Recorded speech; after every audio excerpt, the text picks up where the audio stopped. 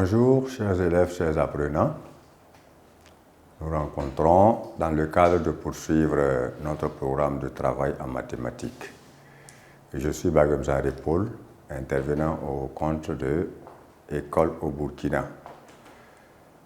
Alors, nous allons aborder en activité numérique un nouveau chapitre en ce qui concerne les opérations sur les fractions. Ceci dit, nous sommes en chapitre 3, activité numérique.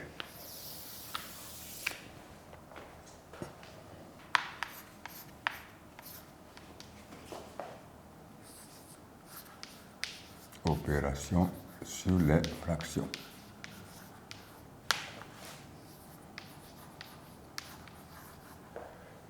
Bien, lorsque nous parlons donc d'opérations sur les fractions, cela veut dire que nous allons rencontrer trois types d'opérations, à savoir l'addition, la soustraction et la multiplication de deux fractions. Mais avant cela, chacun de vous doit savoir exactement comment on réduit des fractions données au même dénominateur. C'est le point de départ de travail sur ce chapitre-là. Grand 1, réduction de deux fractions au même dénominateur.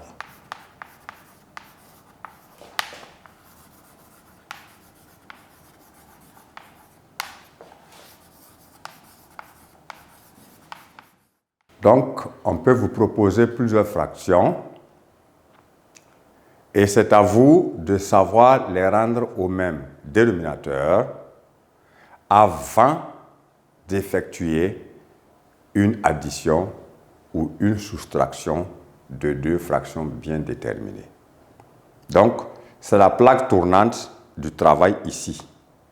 Si vous ne savez pas comment on rend des fractions au même dénominateur, il vous sera difficile de pouvoir mener une opération d'addition ou de soustraction de deux fractions ou de trois fractions, etc.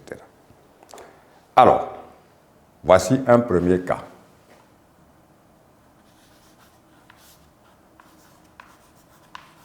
Soit les fractions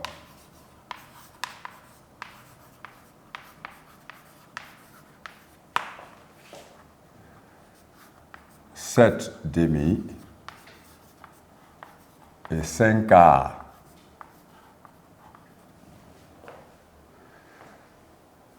Alors, si vous avez ces deux fractions et qu'on vous demande de les réduire ou encore de les rendre au même dénominateur, il faut regarder d'abord ce qu'il y a au niveau des deux dénominateurs de ces fractions-là.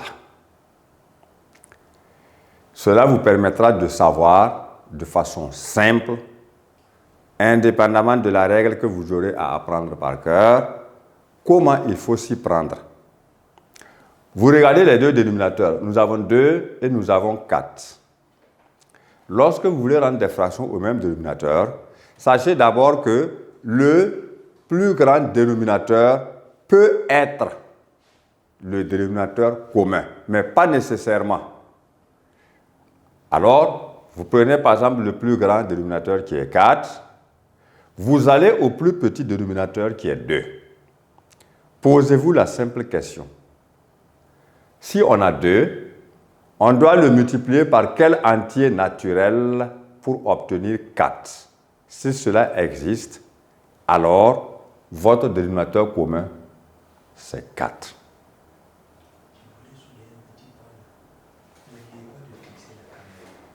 Parce que souvent on a l'impression que les gens dispenser un cours à des gens qui sont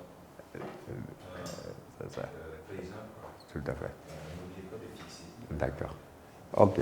Donc, si vous avez ces deux fractions-là, vous considérez le plus grand dénominateur, qui dans notre cas est 4. Lorsque vous prenez le plus petit, vous allez voir comment il faut le transformer, par quel nombre entier naturel il faut le multiplier pour obtenir le plus grand qui est 4. S'il existe, nous nous rendons compte ici que 2 fois 2 donne 4. Alors, nous disons que le dénominateur commun est 4. En ce moment, voilà ce que nous faisons. 7 demi se transforme en 7 fois 2, 2 fois 2, ce qui nous donne ici 14 quarts. Et naturellement, 5 quarts ne subit aucune transformation, sinon que on multiplie numérateur et dénominateur seulement par 1. Alors, nous nous rendons compte que la première fraction, après avoir été transformée, nous permet d'obtenir 14 quarts. Nous comparons maintenant les deux dénominateurs. Nous nous rendons compte que nous avons 4 partout. Alors, on dit que 14 quarts et 5 quarts ont le même dénominateur.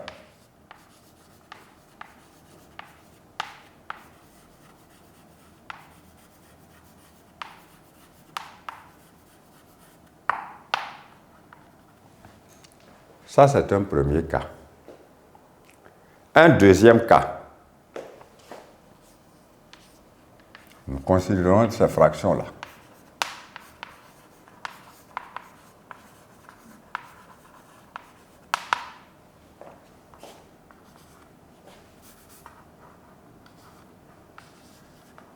Deux tiers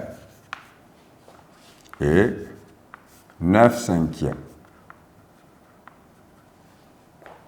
Voici deux nouvelles fractions qu'on nous demande de rendre au même dénominateur.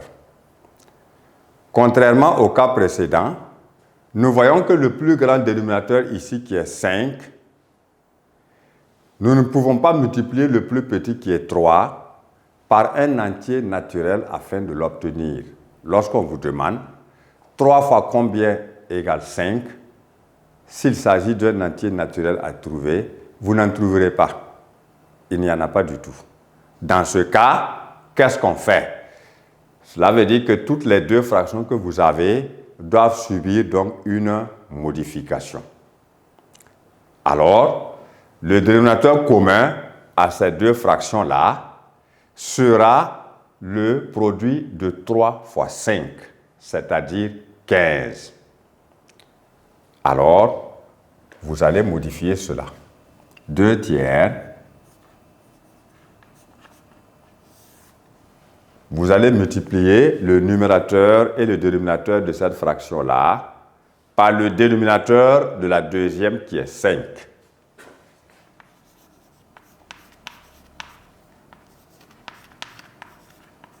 Et lorsque vous effectuez vos calculs, vous trouvez 10 quinzièmes. D'une part.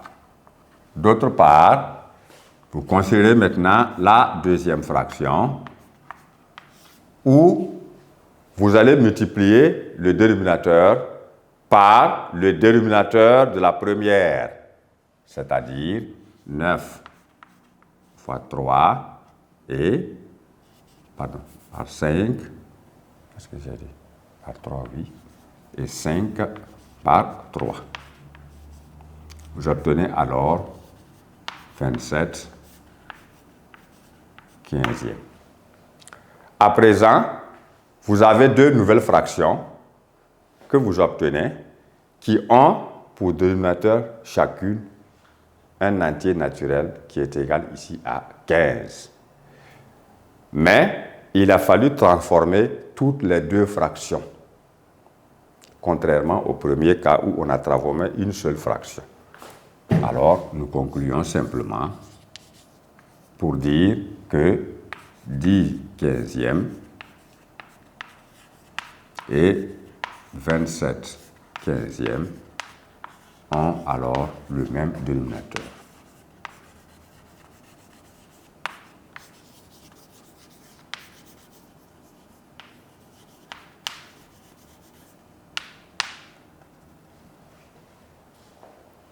Nous allons aborder un dernier cas afin de retenir maintenant la règle essentielle qui nous permet de réduire deux fractions données au même dénominateur.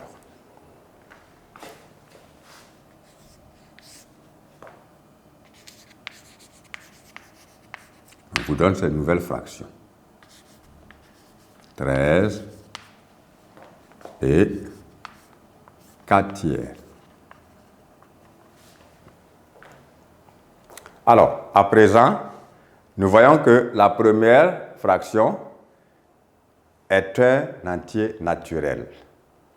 Mais nous avons dit, à titre de rappel, nous vous rappelons que un nombre décimal écrit constitue une fraction ayant pour dénominateur 1.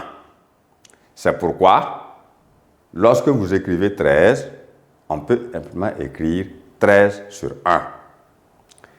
Ici, le dénominateur commun à ces deux fractions sera bien évidemment 3, parce que lorsque vous écrivez 13 sur 1, nous savons très bien que, en multipliant 3 par 1, nous allons obtenir 3. Alors, on aura 13 fois 3, 1 fois 3, ce qui nous donne 39 tiers. Et l'autre, nous avons 4 tiers. Lui, il est égal à lui-même, sans avoir besoin de transformation quelconque. Nous voyons à présent que les deux fractions, 39 tiers et 4 tiers, sont des fractions ayant le même dénominateur.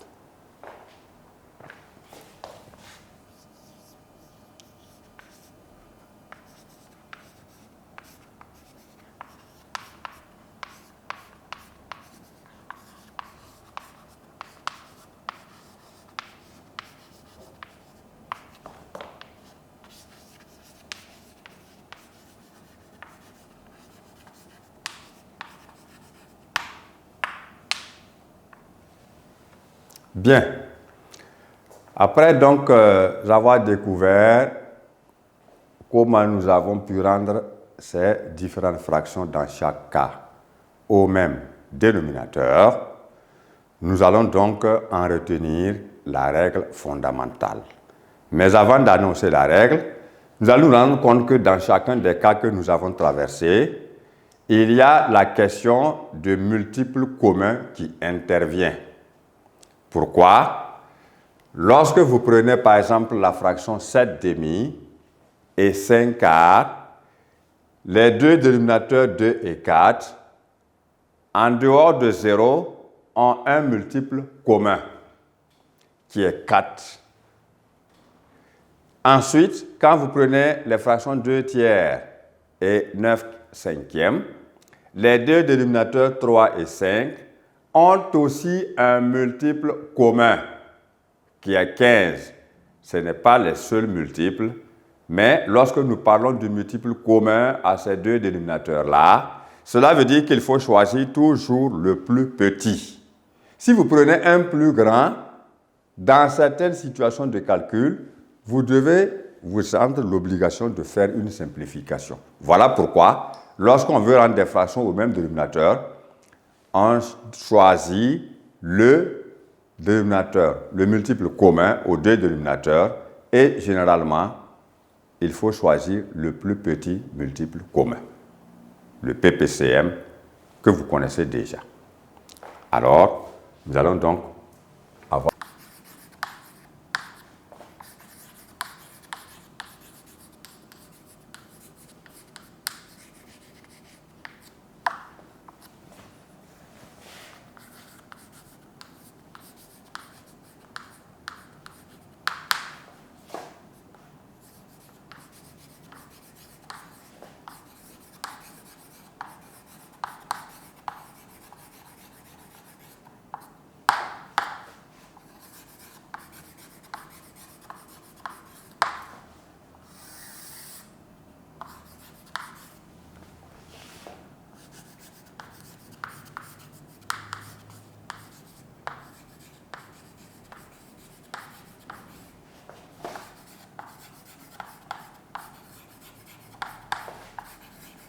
deux fractions données au même dénominateur, il faut choisir pour dénominateur commun un multiple commun aux deux dénominateurs.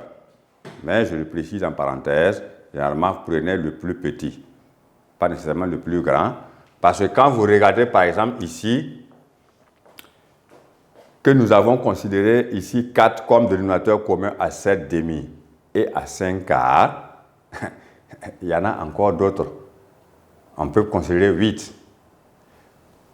Ici, ça veut dire qu'on va multiplier par 4 et ici, on va multiplier par 2. On obtiendra le même dénominateur qui sera égal à 8. Mais il est un multiple commun aux deux dénominateurs qui est plus grand que 4, qui lui est le plus petit commun multiple des deux dénominateurs. Et c'est ce qu'il faut retenir pour ne pas avoir à effectuer des simplifications.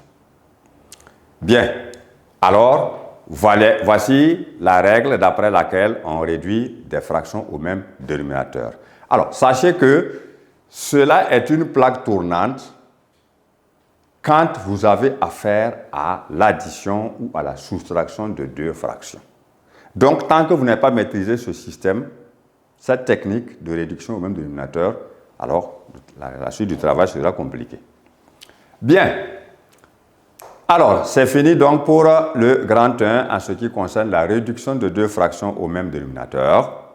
Nous allons à présent maintenant rentrer dans les opérations sur les fractions.